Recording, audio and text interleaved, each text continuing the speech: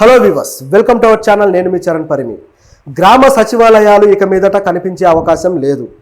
Yes, ఈ ప్రభుత్వం గ్రామ సచివాలయాలని తొలగిస్తుంది. సో సచివాలయాల స్థానంలో మరొక వ్యవస్థ రాబోతుంది. సో ఆ వ్యవస్థ ఏంటి, సచివాలయాలు అలాగే వాటి ఉద్యోగుల పరిస్థితి ఏంటి, వీళ్ళందరూ ఇప్పటికే ధర్నాలు చేస్తున్నారు, ప్రభుత్వం విధి విధానాల మీద ఆందోళనతో ఉన్నారు. ఇక సచివాలయ ఉద్యోగుల్లో ముఖ్యంగా అంటే ఉద్యోగులు కాకపోయినా వాలంటీర్స్ ఎవరైతే ఉన్నారో వీళ్ళు ఎన్నో రోజులుగా మా జీతాలు ఆగిపోయాయి, మాకు అన్యాయం జరిగింది, ఈ ప్రభుత్వం మాకు న్యాయం చేయాలి అని చెప్పేసి అడుగుతూ వచ్చారు. అయినా సరే వాళ్ళకు న్యాయం జరగలేదు. దీని మీద మేము నిర్ణయం తీసుకుంటాం అంటూ 2 నెలలు గడిచిపోయాయి. సో ఈ 2 నెలల జీతాలు కూడా వాళ్ళకి ఇంతవరకు చేరలేదు.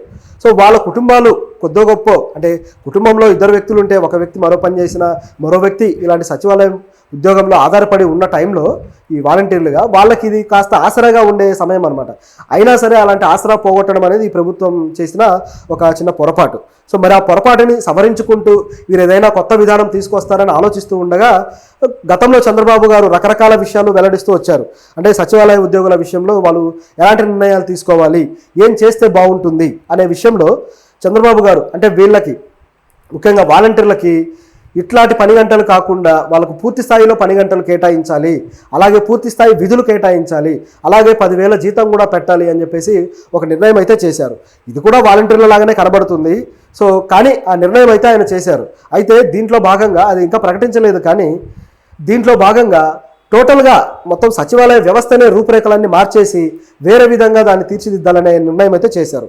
సో అది ఇక అఫీషియల్గా ప్రకటించాల్సి ఉంది. సో మనకు అందిన వార్తను బట్టి చూస్తే ఈ సచివాలయాలు అనేవి గత ప్రభుత్వంలో ఆ ప్రభుత్వానికి ఎంతో వంతపాడుతూ ఆ ప్రభుత్వానికి ఒక ఓటర్లను క్రియేట్ చేస్తూ ఈ విధంగా సాగాయి అనే విమర్శలు అయితే వీళ్ళు బాగా చేశారు. అలా చేసిన తర్వాత ఇక సచివాలయాల మీద ఒక వ్యతిరేకత మెయింటైన్ చేస్తూ వచ్చారు.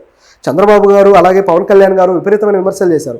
పవన్ కళ్యాణ్ గారు అయితే ఇక ఏకంగా సచివాలయ ఉద్యోగుల్లో అనేక మంది ఇట్లా ఉమెన్ ట్రాఫికింగ్ ఇలాంటి వాటికి కూడా పాల్పడ్డ సంఘటనలు ఉన్నాయి, సో వీళ్ళని ఖండించాలి, వీళ్ళని ఎలాగైనా ఆపాలి అని చెప్పేసి ఆయన అనేక మీటింగ్లో కూడా చెప్పడం జరిగింది. సో వీళ్ళకి ఏమాత్రం సచివాలయ ఉద్యోగుల మీద సరైన దృక్పథం అయితే లేదు. కానీ సచివాలయాలు దాదాపు రాష్ట్రంలో 15,004 గ్రామ వార్డు సచివాలయాలు ఉన్నాయి. సో ఇన్ని వేల సచివాలయాల్లో 1,35,000 ఉద్యోగాలు చేస్తున్నారు. సో ఇంతమంది ఇందులో ఉద్యోగాలు చేస్తుంటే దాదాపు 70,000 మందికి పైచీలకు వాలంటీర్లు ఉన్నారు. ఇక మిగతా ఉద్యోగులు లైక్ కానిస్టేబుల్స్ కావచ్చు, ఈ నర్సెస్ కావచ్చు, ఈ విధంగా రకరకాల శాఖలకు సంబంధించి అందులో ఉద్యోగులు ఉన్నారు. వాళ్ళకు కూడా సరైన విధి విధానాలు లేవు. వాళ్ళు ఏ వర్క్ చేయాలి, దేనికి వాళ్ళని కేటాయించాలి, వాళ్ళ విధులని అనేది తెలియకుండా పోయింది. కేవలం ఒక 2 లక్షలు 3 లక్షల ఉద్యోగాలు క్రియేట్ చేయడం కోసమే ఈ విధమైన ప్రోగ్రాం గత గవర్నమెంట్ పెట్టుకుంది అనేది గతంలో వచ్చిన విమర్శ. చూస్తే దీని పని విధానం కూడా అలాగే సాగింది. అయితే కొన్ని విషయాల్లో మాత్రం కొంత మేలు జరిగింది. అదేంటంటే సామాన్యులకి పెన్షన్స్ అందించే విషయం కావచ్చు, కొన్ని రేషన్ కార్డులు అలాగే ఆధార్ కార్డుల్లో ఉండే విషయాలు కావచ్చు, వీటికి సంబంధించి ఏవైనా త్వరితగతిన కావాల్సిన పనులు ఏవైతే ఉంటాయో వాటిని మాత్రం మీ సేవా కేంద్రాలకు చేర్చడం, ఈ సచివాలయాల్లో పేర్లు మార్పులు అవి ఇవన్నీ కూడా దగ్గర ఉండి వీళ్ళు చూసుకోవడంతో కాస్త ముందుకు కదిలింది. అలాగే ఈ పథకాల విషయంలో కూడా ఎవరు లబ్ధిదారులు ఎవరు కాదు, ఎవరికి ఏది త్వరగా అందించాలి అనే విషయంలో కూడా వాలంటీర్ల పని చాలా ఉంది. సో వాళ్ళు బాగా చేశారని చెప్పొచ్చు. అయితే అది సరిపోలేదన్నమాట. వాలంటీర్లకు ఒక ఉద్యోగ విధానం రూపొందించడం వల్ల అది ఇంకా ఎక్కువగా ఉపయోగించుకొని వాళ్ళ విధి విధానాలని వాళ్ళ పనిని ఇంకా బెటర్ చేస్తే ప్రభుత్వ పరిపాలన కూడా ఇంకా బాగుంటుంది అనే డెసిషన్కి చంద్రబాబు గారు వచ్చారు. ఇప్పుడు ఆయన ఏం చేస్తున్నారంటే గ్రామ సచివాలయం అనే పేరుని తొలగించేసి గ్రామ సంక్షేమ కార్యాలయం అని పెట్టబోతున్నారు. ఈ సంక్షేమ కార్యాలయంలో ఉండే ఈ వాలంటీర్ల పేర్లు కూడా మారిపోతాయి. సంక్షేమ అధికారి ఆ విధంగా వీళ్ళ పేర్లు పెట్టబోతున్నారు. సో ఇప్పుడు సంక్షేమ కార్యాలయాలు అంటే ఉన్న కార్యాలయాలన్నీ అలాగే ఉంటాయి. ఇప్పుడు ఏవైతే సచివాలయాలు ఉన్నాయో అవన్నీ అలాగే ఉంటాయి, వాటి పేర్లు మాత్రమే మారతాయి. అలాగే ఉద్యోగుల విధి విధానాలు మారతాయి. అలాగే ఇక్కడ ఉన్న అంటే ఉద్యోగులు విధులు సరిగ్గా లేని వాళ్ళందరినీ కూడా వేరే డిపార్ట్మెంట్లకి వేరే శాఖలకి వీళ్ళని బదిలీ చేయడానికి ఆలోచనలు చేస్తున్నారు.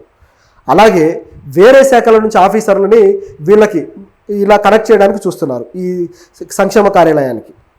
సో ఇది వీళ్ళు చేయదలుచుకుంది. ఎందుకు ఇలా చేస్తున్నారంటే ఎప్పుడైతే సచివాలయాలు వచ్చాయో సచివాలయాలు వచ్చిన తర్వాత ఇక గ్రామ పంచాయతీల విధి విధానాలు పనులు కూడా పూర్తి స్థాయిలో తగ్గిపోయాయి.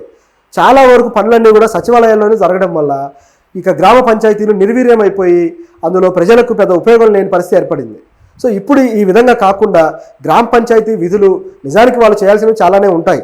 గ్రామ స్థాయిలో రోడ్లు కావచ్చు, అలాగే విద్యుత్ కావచ్చు, అలాగే వాటర్ సప్లై కావచ్చు, ఈ విధంగా అనేక పనులు ఉంటాయి. అలాగే స్కూల్స్, ఎలిమెంటరీ స్కూళ్ళ మరమ్మతులు కావచ్చు, వాటి బాగోగులు కావచ్చు, అంగన్వాడీ వాటికి సంబంధించిన పనులు కావచ్చు, ఇట్లాంటివి అనేకం ఉన్నాయి. అంటే కొన్ని కేంద్ర శాఖలు అయినా సరే డైరెక్ట్గా వీటికి నిధులు వచ్చేది కేంద్రాల నుంచే కాబట్టి సో ఈ విధంగా చేయాల్సిన బాధ్యత అయితే ఉంది. కానీ వాటికి సరైన నిధులు లేక అవి కుంటుపరిచారు. ఇప్పుడు సచివాలయాలు చూస్తే ఏమో పైన ఇలాంటి పనులన్నీ చేస్తున్నారు, కానీ ఈ మరమ్మతులు ఇలాంటి సామాజిక మౌలిక సదుపాయాల విషయంలో మాత్రం వెనకబడిపోయారు. సో వీటిని ఇప్పుడు బ్యాలెన్స్ చేయడం కోసం 2 డివైడ్ చేసేసి వాటికి చేయబోతున్నారు అనమాట. ఇది ఇప్పుడు ప్రభుత్వానికి ఉన్న ఆలోచన. అయితే ఇందులో పవన్ కళ్యాణ్ గారు ఇచ్చిన సూచనలు మాత్రం పెద్దగా పనిచేస్తున్నట్టు కనపడడం లేదు. ఎందుకంటే పవన్ కళ్యాణ్ గారు కొన్ని సూచనలు చేశారు. అంటే ఇంత వాలంటీర్ల వ్యవస్థ ఈ స్థాయిలో అక్కర్లేదు, చాలా వరకు వాళ్ళ వర్క్ దుర్వినియోగం అయిపోతుంది, కాబట్టి కొంతవరకు తగ్గించవచ్చు అనేది పవన్ కళ్యాణ్ గారి ఆలోచన. కానీ దానికి చంద్రబాబు గారు అయితే అంగీకరించే పరిస్థితిలో లేరు. ఎందుకంటే వాలంటీర్లలో కొద్ది మందిని ఉద్యోగాల నుంచి తొలగించినా సరే ఆ విధుల నుంచి ఖచ్చితంగా ఇది మళ్ళీ ఒక రాజకీయపరమైన రగడగా మారే అవకాశం ఉంది. సో దానికోసం చంద్రబాబు గారు ఏమాత్రం రెడీగా లేరనమాట. మళ్ళీ అంటే ఈ ప్రభుత్వం మీద ఆల్రెడీ వ్యతిరేకత కొద్దిగా ముఖ్యంగా ఈ సూపర్ 6 విషయంలో మొదలైంది కాబట్టి ఇక వాలంటీర్ల వ్యవస్థ విషయంలో ఇది ఇంకాస్త పెరిగే ప్రమాదం ఉంది. సో అది అలా జరగకుండా ఉండాలంటే చంద్రబాబు గారు వాళ్ళలో ఏ ఉద్యోగుల్ని తొలగించే పరిస్థితి అయితే లేదనమాట. దాంతోపాటు ఇంకా చెప్పాలంటే వీళ్ళకి ఎవరైతే మేలు చేశారో ఈ ఎలక్షన్లో క్యాంపెయినింగ్ చేసిన వాళ్ళు కావచ్చు, అలాగే పోలింగ్ బూతుల్లో ఏజెంట్లుగా ఉన్న వాళ్ళు కావచ్చు, అట్లాగే పార్టీ యువజన కార్యకర్తలు కావచ్చు, సో వీళ్ళందరి కూడా కొన్ని రకాల జాబ్ల కోసం ఈ ప్రభుత్వంలో ఎదురు చూస్తున్నారు. సహజంగా ఇదంతా రాజకీయ వ్యవస్థలో జరిగేదే. ఎవరైనా సరే ఎక్కడైనా ఏదైనా పార్టీలో పనిచేసినప్పుడు ఆ పార్టీ నుంచి ఏదైనా తాయిలం కోసం ఎదురు చూస్తూ ఉంటారు, వాళ్ళు ఏదైనా బెనిఫిట్ చేస్తారా అని. రాజకీయ వ్యవస్థలో అసలు ఈ కార్యకర్తలు ఉండేదే అందుకు కదా. సో అందులో ఏదో కొన్ని కుటుంబాలకైతే మేలు జరుగుతూ ఉంటాయి, వాళ్ళు ఇలాంటివే ఇస్తూ వస్తుంటారు. సో అదే పద్ధతిలో ఈ విధంగా జరగబోతుంది అనమాట. అయితే ఇందులో రాజీనామాలు చేసిన వాలంటీర్ల వ్యవస్థ పరిస్థితి ఏంటి? చాలామంది రాజీనామాలు చేశారు, మరి వాళ్ళ పరిస్థితి ఏంటి అంటే దానికి ఇంకా సమాధానం దొరకలేదు. నాకు తెలిసి ఈరోజో రేపో ఈ 2-3 రోజుల్లోనే దానికి కూడా సమాధానం ఇచ్చే అవకాశం అయితే ఉంది ప్రభుత్వం.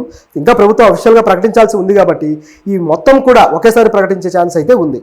అయితే ఈ గ్రామ సంక్షేమ కార్యాలయాలు కూడా అక్టోబర్ 2వ తారీఖు అయితే ఓపెన్ చేయబోతున్నారు. సో ఆ రోజుకైతే పూర్తి స్థాయిలో అన్ని విషయాలు సెటరేట్ అయిపోతాయి అనమాట. సో సెప్టెంబర్ 30 కల్లా అన్ని కంప్లీట్ చేసేసుకొని మరమ్మతులు కావచ్చు అవన్నీ కూడా అక్టోబర్ 2 నుంచి గాంధీ జయంతి రోజు నుంచి ఓపెన్ చేయడానికి రెడీ అయ్యారనమాట. ఇది ఈ ప్రభుత్వం ప్రస్తుతం చేస్తున్న ప్రణాళిక. ఒకవేళ ఇదంతా సవ్యంగా జరిగితే మాత్రం ఈ ప్రభుత్వానికి మంచి మైలేజీ వస్తుంది. దీంతోపాటు జగన్కి ఇది కాస్త అటు ఇటుగా అయ్యే పరిస్థితి అయితే ఉంది. ఎందుకంటే అయితే జగన్కి కూడా ఇది పాజిటివే నిజం చెప్పాలంటే. ఎందుకంటే తను పెట్టిన వ్యవస్థ సరైనదే, సరైన ప్రణాళికలోనే దీన్ని స్థాపించాను, సరైన ప్రణాళికలోనే ప్రభుత్వ పరిపాలన చేయడానికి దీన్ని ఉపయోగించాను అని జగన్ ఢంకా బజాయించి చెప్పుకోవడానికి ఇది ఒక మంచి అవకాశం. ఆ విధంగా ఆయన చెప్పుకోవచ్చు. అయితే ఇప్పుడు ఉద్యోగులు జగన్ ఇచ్చిన ఉద్యోగులు కాకుండా కొత్తగా వేరే ఉద్యోగులు వచ్చే అవకాశం అయితే ఉంది కాబట్టి వీళ్ళు మళ్ళీ ఈ ప్రభుత్వానికి మద్దతుగా, అలాగే ఈ ప్రభుత్వానికి అనఫిషియల్ కార్యకర్తలుగా పనిచేయాలనే గ్యారంటీ కూడా లేదు. గతంలో కొంత అలాగే జరిగింది. సో ఇప్పుడు కూడా అలా జరిగే అవకాశం ఉంది కాబట్టి ఇది జగన్కి భవిష్యత్తులో కాస్త దెబ్బపడే పరిస్థితి అయితే ఉంది. అంటే తానే క్రియేట్ చేసిన వ్యవస్థ నుంచి తానే వ్యతిరేకులు క్రియేట్ చేసుకున్నట్టు అవుతుందన్నమాట.